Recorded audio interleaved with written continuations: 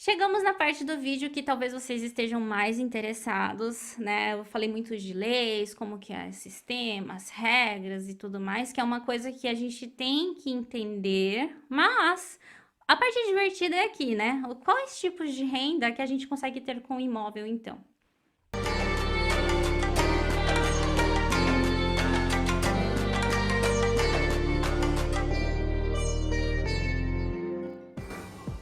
Vamos aqui para algumas dicas. Aluguel, né? Então você pode comprar um imóvel e alugar. Ó, eu vou dar um conhecimento adicional, que é algumas dúvidas que algumas pessoas têm, e né, falta informação realmente em português, né? Ou às vezes em japonês mesmo, às vezes não é explicado isso, mas quando você faz um financiamento imobiliário para casa própria, você não pode emprestar esse imóvel. Então, se você teve em mente isso, vou alugar, vou comprar uma casa no Flat 35 e colocar ela para alugar. Não pode. Se eles descobrirem, vai estar infringindo uma regra, né, do banco, então você pode perder o seu imóvel. As porcentagens de multa e tudo mais, tá? Só para avisar. Então, quando for comprar um imóvel para alugar, tem já um tipo de financiamento próprio para isso.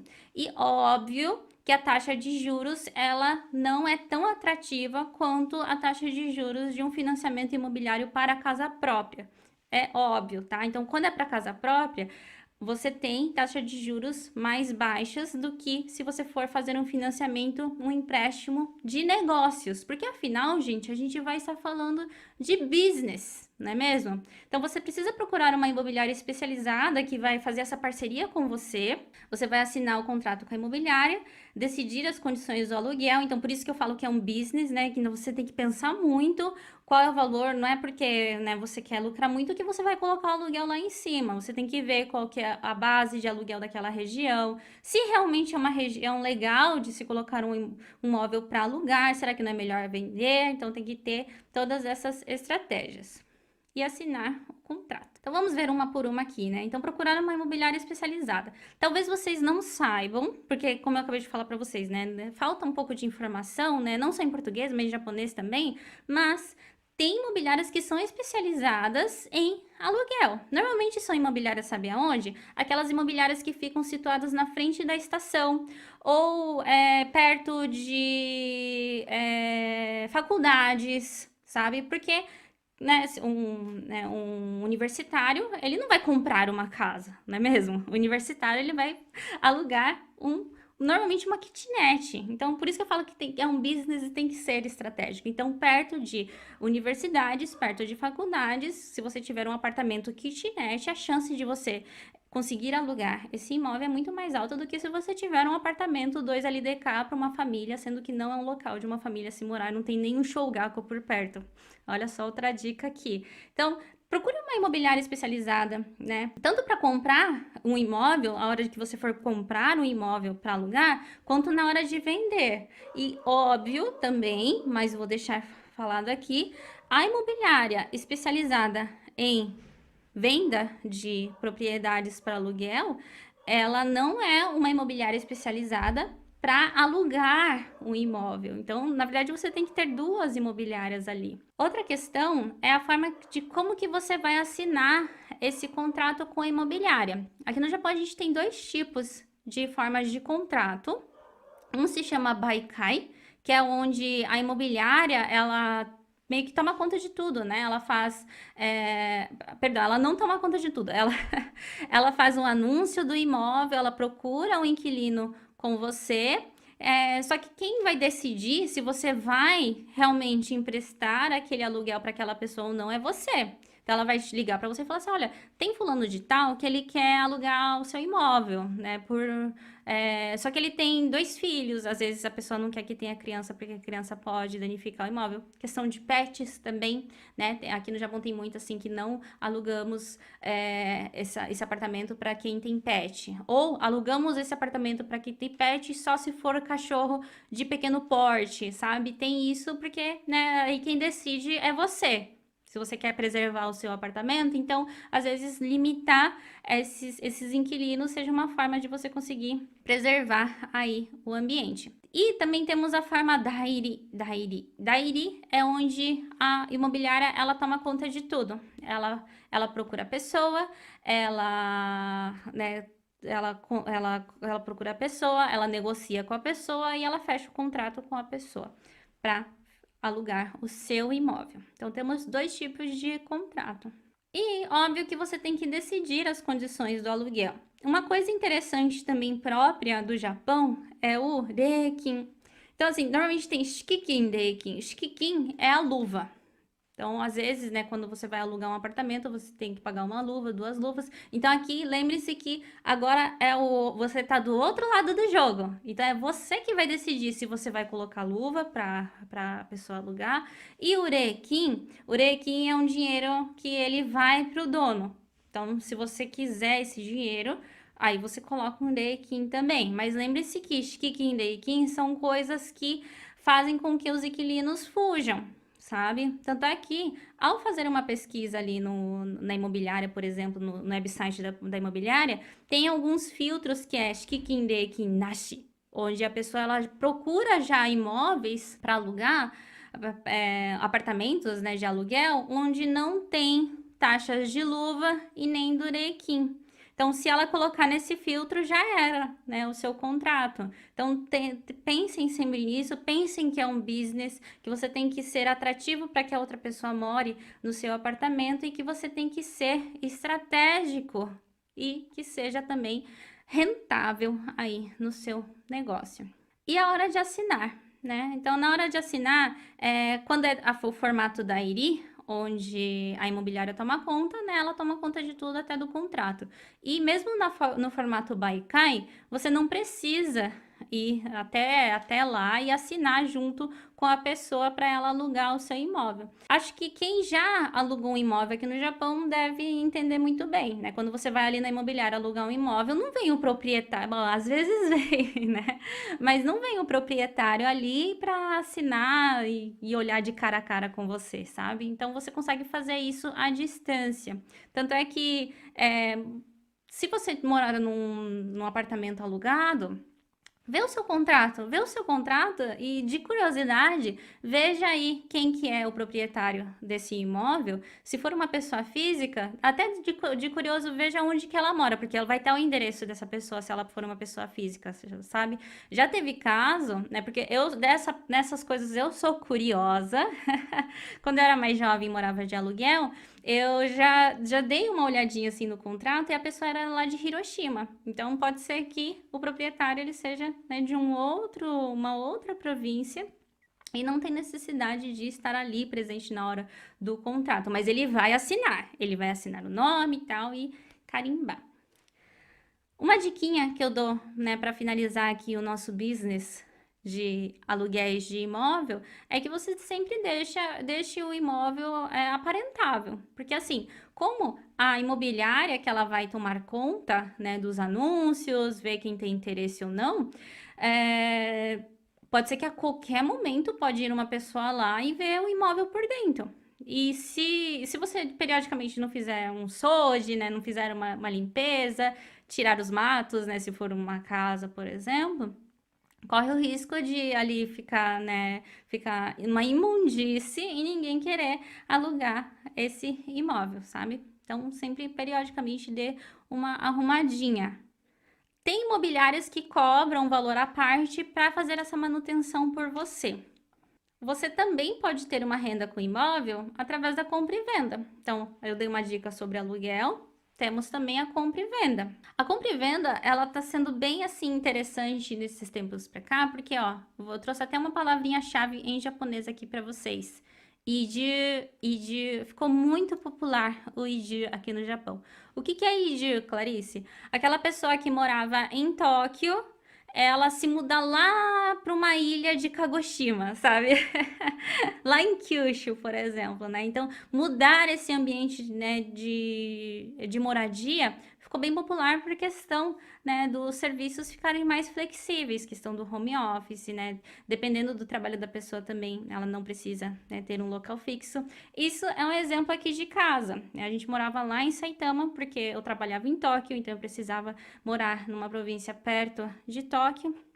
Mas agora que a gente não tem essa necessidade mais, né? Eu não preciso ir mais trabalhar, meu marido também não, daí eu consegui trazer a minha mãe para morar junto com a gente também. A gente veio morar em Baraque, no meio da montanha, né? Quem me acompanha lá no Instagram vê que às vezes eu faço uns stories da paisagem. Então, assim, ficou muito popular porque as pessoas necessitam disso, sabe? Da natureza, sair daquela correria. Gente, era um pesadelo pegar trem todos os dias. E os japoneses também têm esse pensamento igual ao meu. Então, olhem só essa palavrinha-chave, Iju, que ela vai te ajudar na hora de você fazer algumas pesquisas, assim, para ver qual província ela tá mais desejada para as pessoas que querem mudar de ambiente.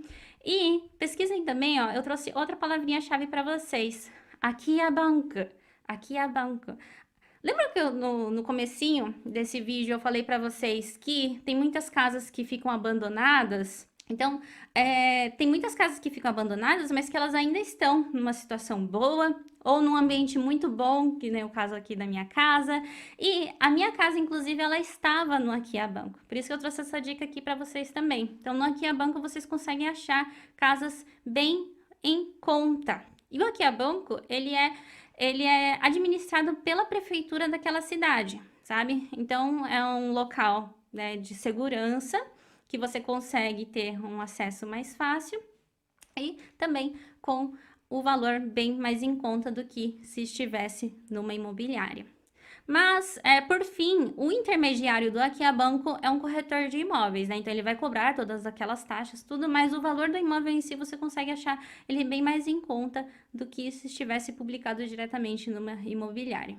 E aqui a gente está falando de valor de milhões, tá? Então, se você for comprar um apartamento, são milhões, mesmo uma casa mais em conta no Akia Banco também custa milhões de ienes. E se você não está disposto a fazer um financiamento imobiliário de negócios, lembrando que não é de casa própria, é de negócios, onde a porcentagem é maior, e também você não tem todo esse dinheiro, uma forma de você lucrar com imóveis sem comprar um é através dos REITs, em japonês se lê REIT, que são os fundos de investimentos imobiliários. O que é fundo de investimento imobiliário, Clarice? Tá vendo todos esses prédios? É como se você tivesse um pedacinho de cada um deles, ao invés de comprar um só. E se você fazer isso através de um fundo de investimento mesmo, né, através do Toshi Shintaku, em japonês é Toshi Shintaku, você consegue a partir de Hyakuen, gente. Então não tem desculpa mais. Ah, Clarice, mas eu não tenho dinheiro para investir. Comece com o Hyakuen. E claro, tem os REIT que são negociados na Bolsa de Valores, daí eles têm um valor ali, né, daquele fundo, sabe? Eu trouxe só um exemplo aqui para vocês. Eu peguei o site da corretora SBI e fiz um filtro aqui de REIT, né, de fundos de investimentos japoneses que são negociados na Bolsa de Valores japonesa, que tem uma previsão de rendimentos mais altos. Peguei os top 5 aqui para vocês. Só um exemplo, tá, gente? E o que tem uma previsão de retorno maior é esse daqui de 9,54% anual. Lembre-se que sempre quando a gente fala de porcentagem de retorno é anual, tá? Então, olhem só, no investimento de 85.900 ienes, vou pegar minha calculadora, mas ó, peguei 85.900. Então, supomos que você compre uma cota só. 95.800, numa porcentagem de 9,54%. Então, por ano, investindo 85.900, por ano de dividendos, vocês vão ter um retorno de 8.194 ienes.